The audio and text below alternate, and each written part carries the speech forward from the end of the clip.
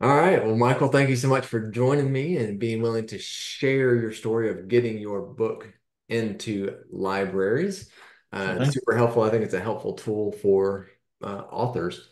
There's actually been research that shows people who go to libraries are more likely to buy books, which you would think would be the other way around, right? You think they're going to libraries because they want free stuff, and they do. They want to read stuff, but those are the people who find books they like and then they go buy them.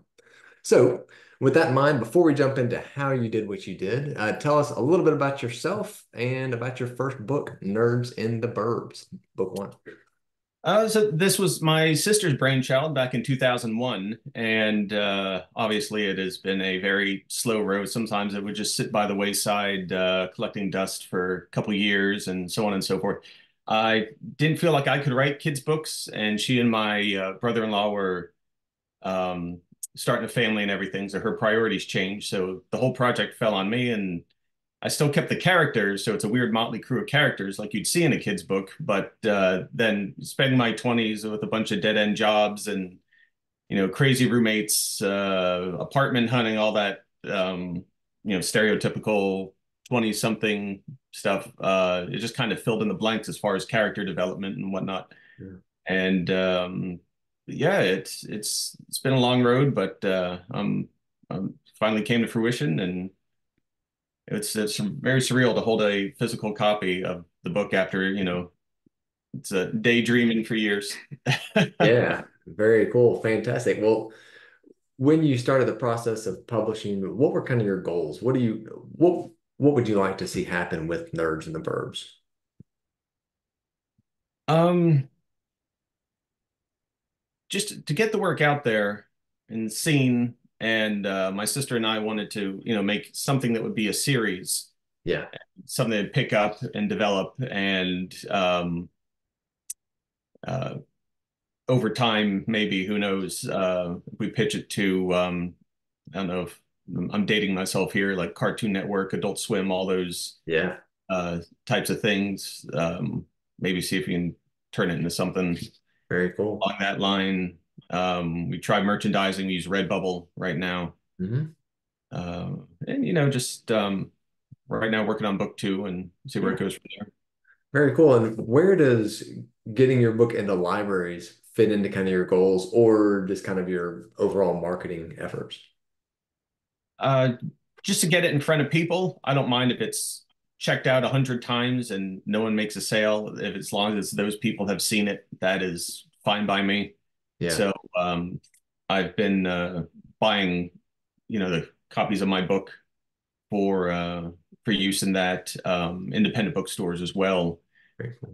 Local ones especially want to highlight local authors, first time authors especially, Mhm. 'cause it benefits them and it benefits you as well.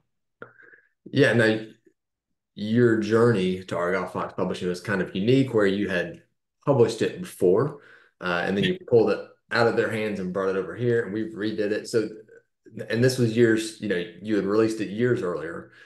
Did you attempt to put it in libraries before? If not, what kind of drove you to want to do that this time? Uh, tell you the truth, I have no idea why it didn't hit me 2 years ago when has it been 2 years? Oh my gosh, When losing you track first, of time. yeah. The first time around, I don't know why it didn't hit me, but this last time, my sons are old enough that they're reading Hilo and Dogman and all these other books, and I'm there. I'm like, wait, what? I could do this, right? Yeah. Like, maybe I just didn't have the confidence that it could be in a library. But I asked them and our local library, and they gave me a link. The link led to a form, and I just had to order one copy, send it in, and got an email and from a Joy Jones who said, "Congratulations, just send us 7 more copies." And I'm not sure if it's one copy per 8 libraries or maybe 2 copies per four, but I'll take it. And I've grown up in numerous different towns in different states, so I'm trying different counties as well. I noticed the form I filled out, they wanted to know how you're part of the community. Mm. Um, Warminster, Pennsylvania, for example, I spent my teen years there. That library wanted my library card number. Mm. So Wow. each county kind of has a different form, but I that won't deter me. I'll just call and be like, hey, I used to go there like once a week for 8 years. Can I get around the fact that I live 10 hours away now? Yeah. Uh, Yeah, very cool. So really, you got your book in the library by asking and then filling out a simple form and then sending your book in for consideration. yeah, it took probably less than just waiting for the book to arrive for me. With that aside, probably 2 weeks. Wow. Kind of kicking myself I didn't try it sooner. Yeah, that's fantastic. And do they have, is your book already in the libraries, or is that a process also where within a certain amount of time they'll have it in the system? Um, they said it might take up to a month before they have them all in the system sent out to the specific libraries they're gonna have copies in and whatnot. Yeah, very cool. And do you have any plans to kind of let folks know that they're over there at the library, go grab them, check them out? Oh yeah, I'll be doing selfies with my own book unabashedly in the next couple weeks. Heck yeah, that's awesome, man. And have you communicated with the library about a potential event where you could be there?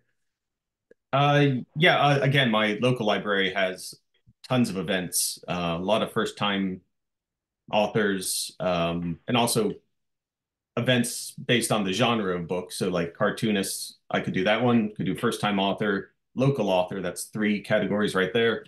Yeah. Um, Comedy, I don't know if I fall into the sci-fi category, but graphic novel, so I think, over time more doors will open and then I can try the other libraries also in the same county and see where that takes me. Yeah, very cool. And so if there are writers out there who have released their book and they're thinking, I want to do the same thing. I want my book in my local libraries and possibly in my old local libraries where I used to live, right? What's a Mhm. good first step? How can they get started? Any county website will probably have the here in Wake County in Raleigh, we got the as like the drop down local libraries, and then I think it was one of the options to click on, or you can call and then they can send you the link or the form itself. I just happened to be there with my sons at the library, so I just took a quick photo of the link and typed it in, and it took all of 5 minutes to fill out, and Yeah, just and they're going to hang on to the one copy that they sent as a proof, and just use that as one of the library copies. very cool. So now that you'll have your book in libraries, do you have other things up your sleeves, other ways that you plan to get your book out there in the public? Definitely independent local bookstores. We have some of those. It's great that, everyone thought with Kindles and stuff like that, print would be dead, but it's absolutely not. Yeah, We have quite a few little bookstores opening, and it's good for them and it's good for you if you do hopefully set up a book signing. Um, just kind of sending out feelers right now. I'm actually going to order more copies today for several small bookstores that two opened up recently around here. So, well, fingers crossed. yeah, that's fantastic. So you've already been in discussions with the local bookstores about carrying your book. Yes, and some will have also community boards, bulletin boards. I can make up a quick flyer and with the logo QR code to the website, and they're more than happy to put those out. Very cool. Very cool. Well, anything we haven't touched on about the process of getting your book in libraries that you want to make sure that other authors know about? Um, Again, some of them really were dead set on making sure that you're local. Mm, Again, like Warminster Library wanted the library card number. I lived in Seaford, Delaware for a while, and that Sussex County there wanted like a little blurb on my background with them or living there. So, interesting. but even if without that, I could be like, again, Nerds and the Burbs takes place in Philadelphia, so I can try other counties around there and just use that as a push that, even though I don't live up there anymore, that it would be a good addition to their libraries. Yeah. Fantastic. And then a question not about getting your books in libraries, but about getting your book on the page. Just a general question about you as a writer, author, illustrator. Tell us a little bit about your process as far as do you write something every day? Do you write something and then walk away from it? Do you do illustrations first? What's that look like? I don't know when I came up with having two small stories together and some other little comedy shorts. My friends and I, way back in 2001, to do a production company, and I had a collected ideas, thought anything that came to mind at all.